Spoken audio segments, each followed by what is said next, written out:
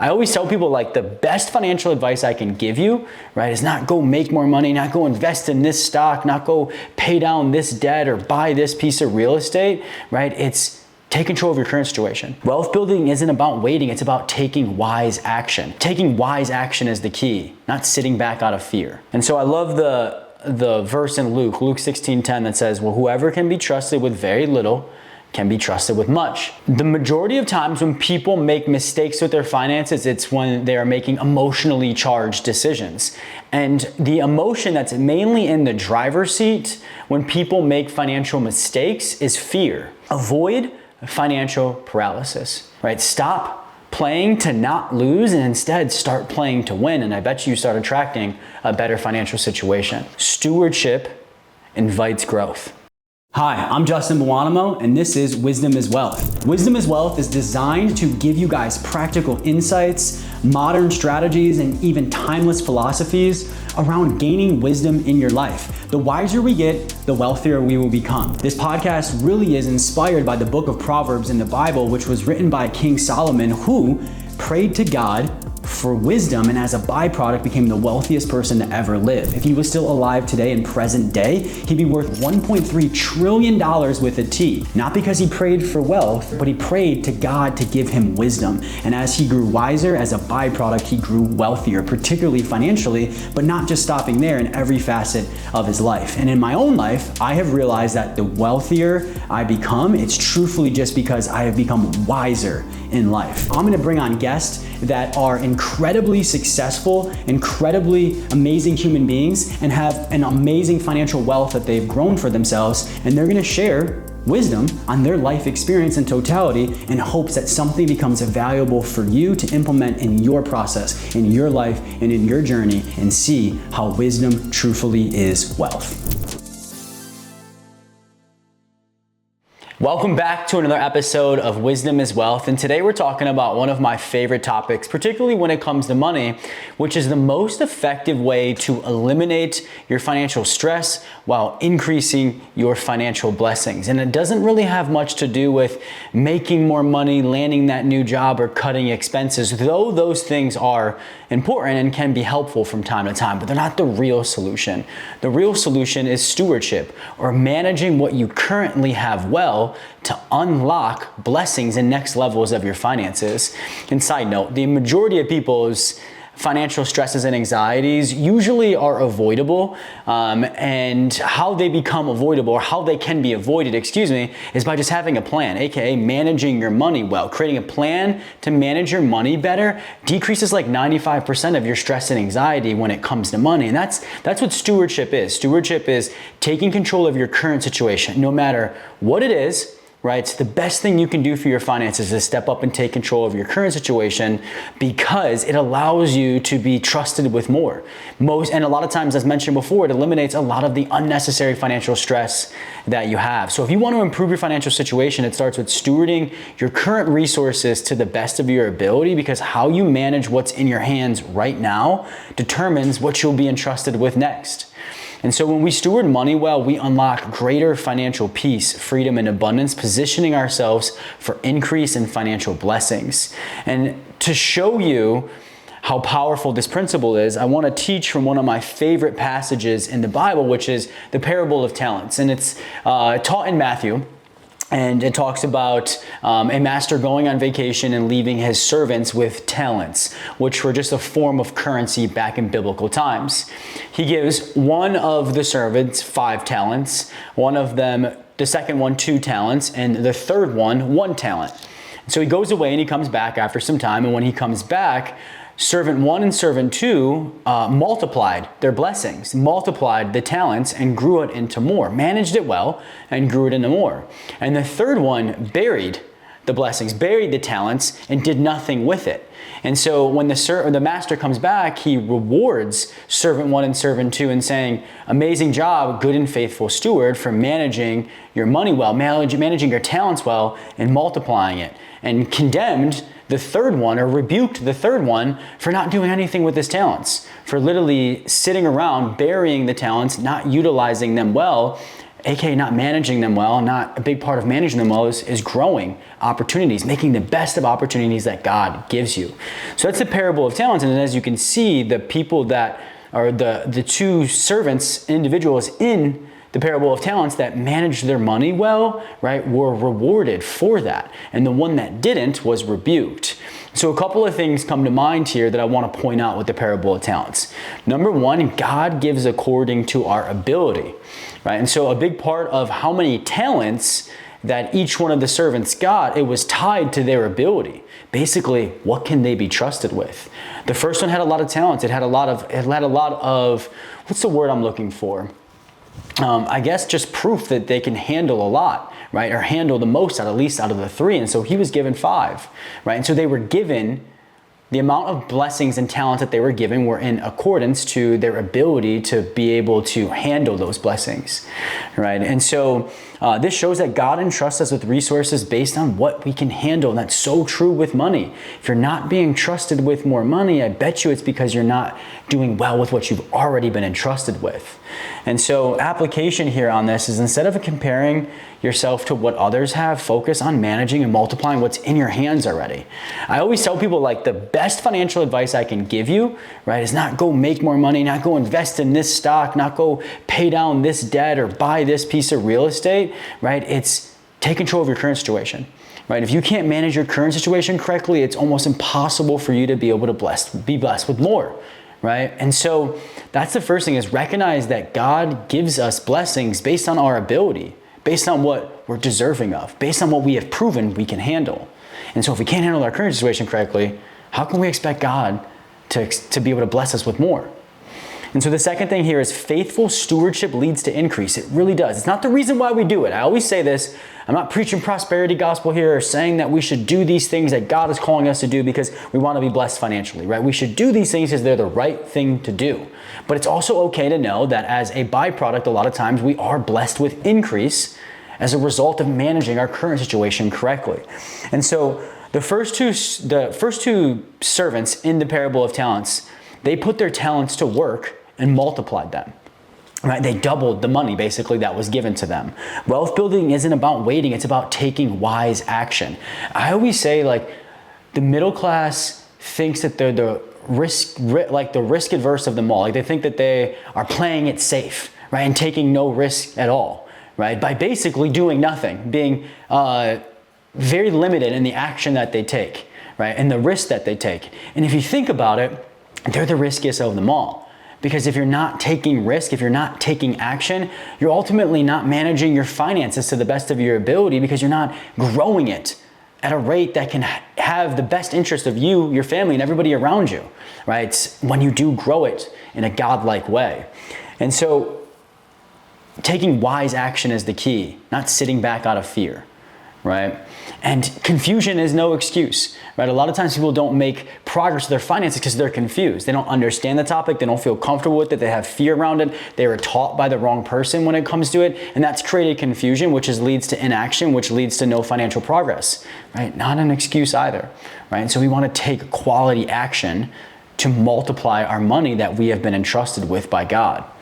And so instead of thinking that you need a better situation, start where you're at. Start investing, learning, and making smart money moves, and that will all reflect good stewardship. Good stewardship is just how you manage your money, right? So start learning about money. Start investing your money. Start saving your money. Start, even before investing and saving, start budgeting your money. Start measuring your money, because you can't improve what you're not measuring. And so I love the verse in Luke 16:10 that says, well, whoever can be trusted with very little can be trusted with much. So once you prove to God that you can handle your current situation correctly, most times you will be blessed with more. You'll be blessed with increase. And so opportunities and blessings follow obedience, and stewardship is obedience. And when I say stewardship or handle your current situation correctly, I'm not saying perfection. God made us imperfect on purpose, right? We're gonna have those imperfections. It's just a quality, intentional effort to do better, to handle what you've been blessed with. And so the last thing here is fear and inaction, they lead to loss. The majority of times when people make mistakes with their finances, it's when they are making emotionally charged decisions. And the emotion that's mainly in the driver's seat when people make financial mistakes is fear. And a lot of times, the mistakes that we make that cost us money are less costly than the actions that we don't take, right? And so let me say that again. The mistakes that we make with our money by actually taking action are usually less costly than taking no action at all, right? No action at all, that's fear. That leads to loss, right? At least taking action and making a mistake comes with this beautiful thing called wisdom from the experience. And so the servant with one talent in this parable, he buried it out of fear. Right? And he was rebuked by the master and he wasn't blessed with more. And so the master's response shows what he expected or what God expects us to do with our money, to take it, manage it in a way that it's in a better shape when we go to give it back to him than when he initially gave it to us. And so God blesses us with money. He expects us to manage it in a way that when we go to give it back to him one day, it's in better shape than when he initially gave it to us. Being the third servant and burying it out of fear and doing nothing with it, that's not managing well. It's not making it in better shape than when you initially got it. And so this shows that fear-based money decisions lead to stagnation and even loss. The amount of people that I talk to that contemplated signing up for my program a couple of years ago, which is called The Good Steward, by the way, faith-based financial coaching. We do financial coaching for the faith-based and ambitious. And The Good Steward is the name of the program. So that's just how much I believe in it. And so I talk to people all the time that they're like, yeah, I considered your program a couple of years ago. I'm finally signing up now and I'm kicking myself because I'm in the same exact spot that I was a couple of years ago, if not worse. And the reason why I didn't sign up a couple of years ago, because I was going to quote unquote figure this out on my own, right? Or I was just being delusional about my money situation just getting better by me making more money, or what most people do, which is just avoid their money and just think it's magically going to get better. The amount of times I have that conversation is crazy. Right? Or I have conversations with people that a couple of years ago considered signing up for my program and still haven't. And just based off my conversation, I can tell they're in the exact same spot, if not a worse situation, because they let fear dictate the decisions that they made or did not make with their money. And so avoid financial paralysis, right? Done is better than perfect. A decision that cost you money is better than a decision that you didn't make that cost you money.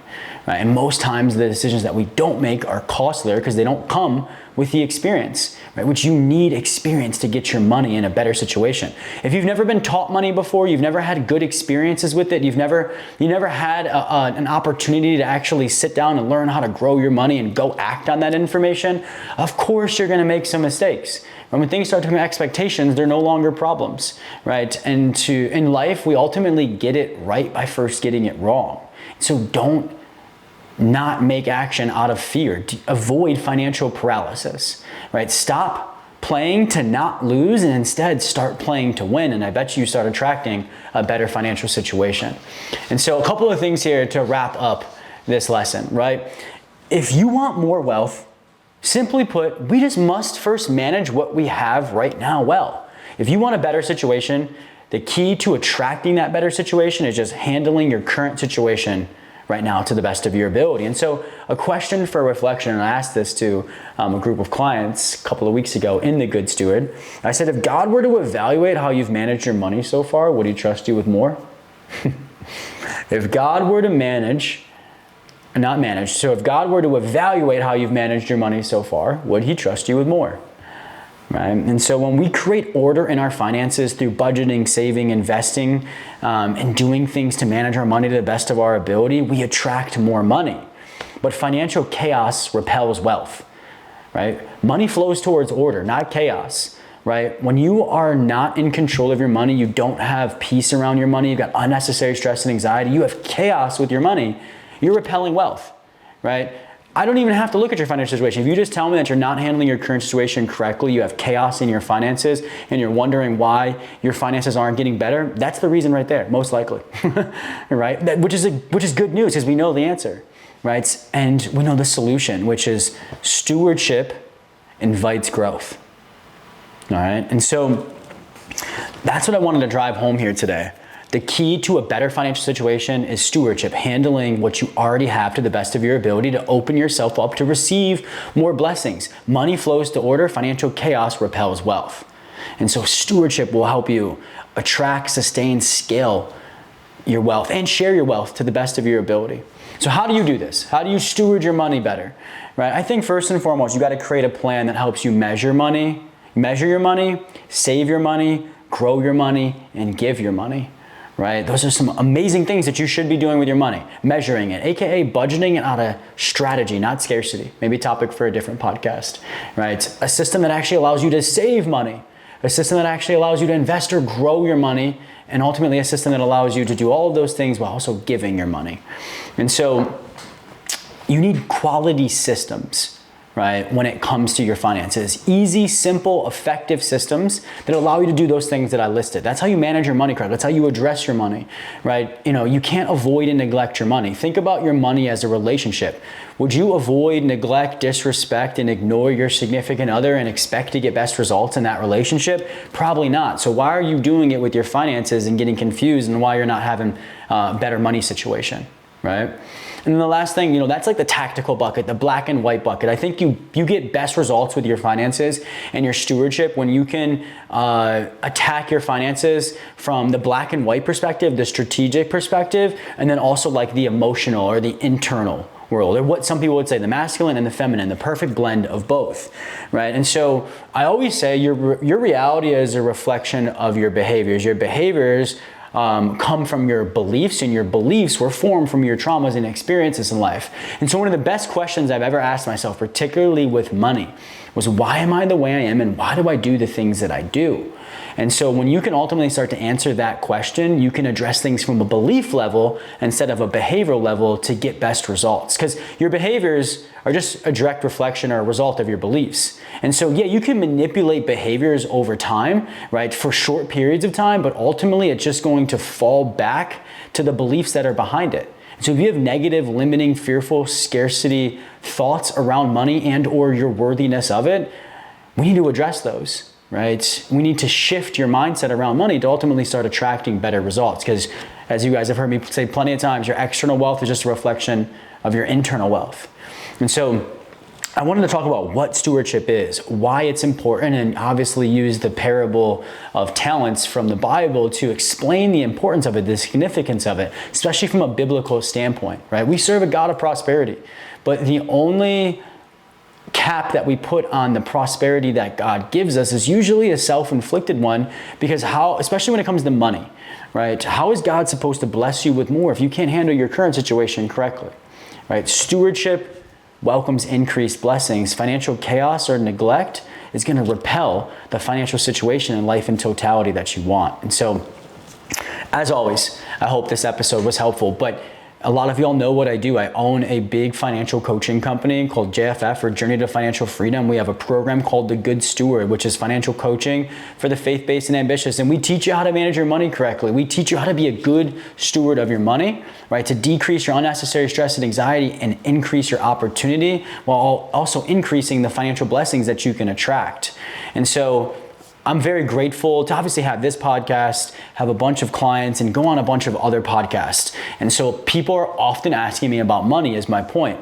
And I often get the question, what is one piece of financial advice that you would give to somebody to change their situation, to change their world, right? And my answer always is stewardship. Right? The key to a better financial situation isn't more money, that new job, or cutting expenses. Again, though those things will help, it's taking control of your current situation to the best of your ability to decrease the unnecessary stress and anxiety, the missed opportunities, and to increase the blessings that you ultimately are given from God, because you've proven you're willing and deserving of handling more. And so, as always, I hope this episode was extremely helpful. Download, subscribe, and share it with a friend. Share it with a significant other. Share this with somebody, right, that this would impact, because I think we can all agree everybody needs to get better with their finances, even me. And why not share with them the biggest secret that will help them ultimately move their finances forward better than any other strategy out there? And so thank you all for coming back to another episode of the Wisdom is Wealth podcast. As always, download, subscribe, share, and we'll see you in the next episode.